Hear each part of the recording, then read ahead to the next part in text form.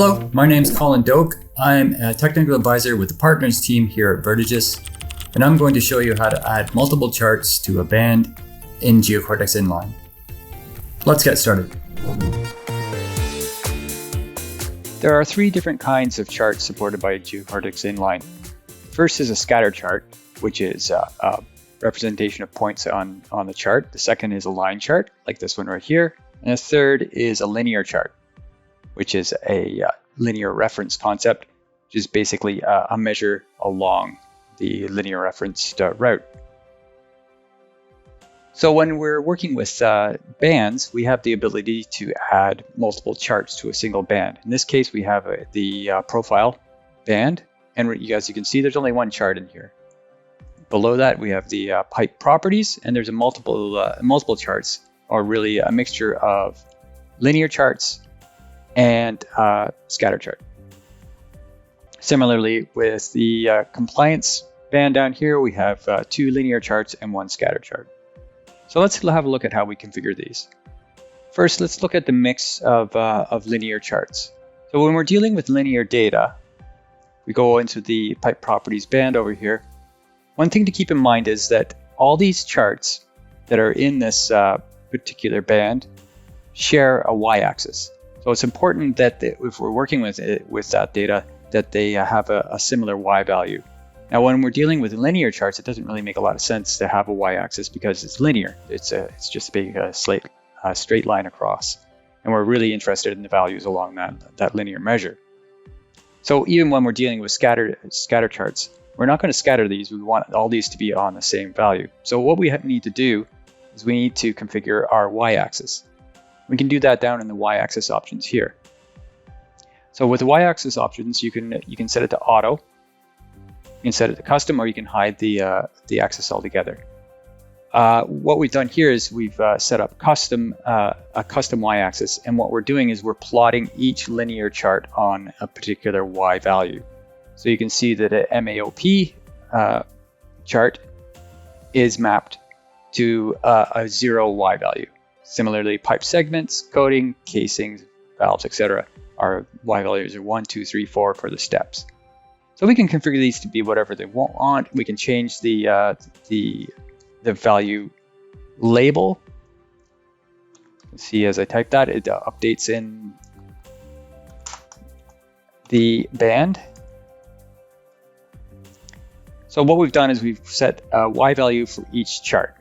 Now, when we go into each of the charts and configure them, so for example, if we go into this scatter chart here, what we want to do is we want to basically hard code the y value. So you can see right here, we can set the y value. This correlates with the y value that's been set up in the y-axis properties. So if we set this to 4, then all the values for this particular valve's data source will be plotted along the y with a y value of 4 along the axis.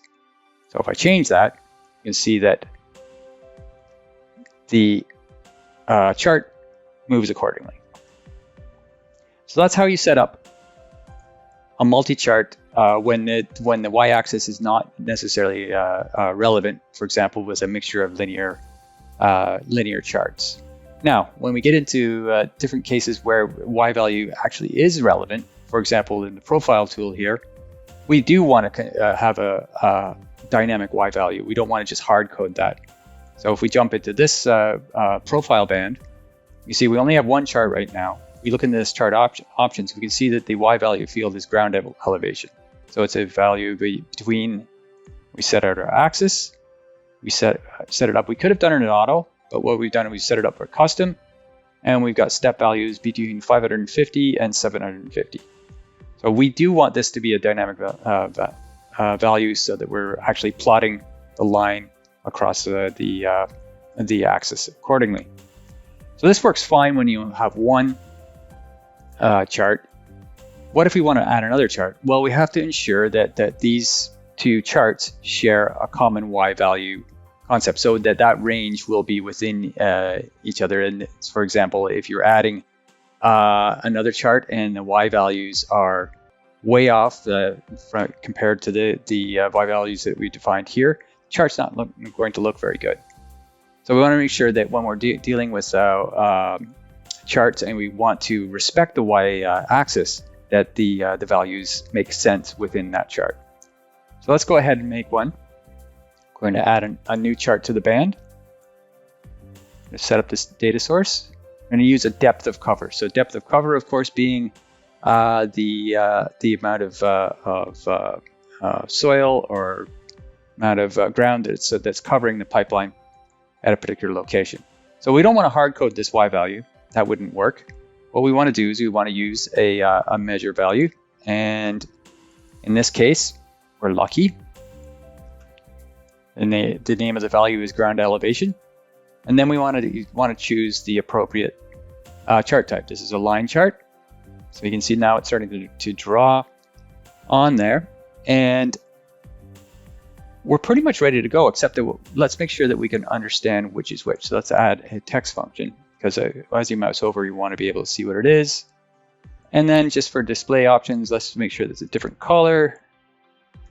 Let's do a bright red. Okay, so once we've done that, you can see that we've added another chart, and the y-axis is being respected. If we have a look at this in our, I'll just save that really quickly. Go over, and what I have is I have the inline deployed to a web app builder just for fun. Reload this.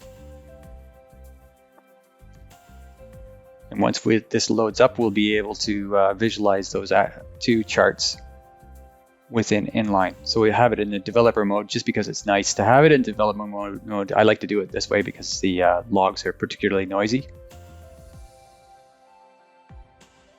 Okay, we'll select our pipeline here, get a range, and wait for it to update, and there we have it. So we've got our depth of cover, and we've got our profile in the same chart. Similarly, we were looking at these guys down here. We've got valves, that's that point, and then we've got our casings, coatings, etc., all sharing the same band. So just to summarize, there are two kinds of ways that you can add multiple charts to a band.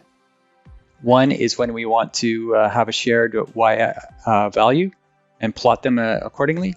The other is when you're dealing with a mix of linear data, and you want to be able to plot those linear events onto a y-axis, or basically hard code them to a y-axis so they can be stacked.